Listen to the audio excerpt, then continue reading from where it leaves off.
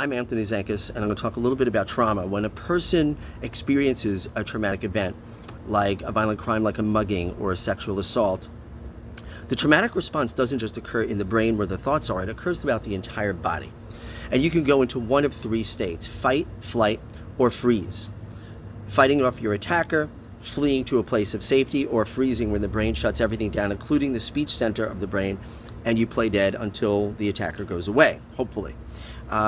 The fight or flight responses cause a chemical reaction in the body that makes the heart beat really fast and brings that blood pressure up, so we can pump the blood to the muscles so we can either fight or flee to get to a place of safety.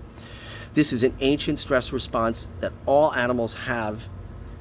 Humans are no exception. The difference between humans and other animals is when an animal has this response, after the event happens, they shake it off and they don't think about it again. With humans, it could be days, weeks, months, years, or even decades later, and something triggers the response, and all of a sudden that heart rate goes up and that blood pressure goes up, and a person feels unsafe, fearful, and their body is in a state of stress.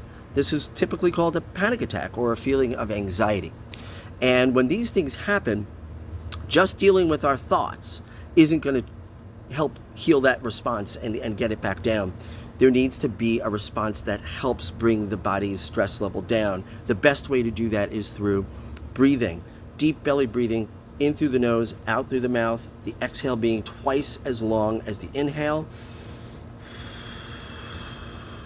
In addition, yoga, mindful meditation, all of these things can help stave off a panic attack or bring a person's stress response down when they're in a state of anxiety.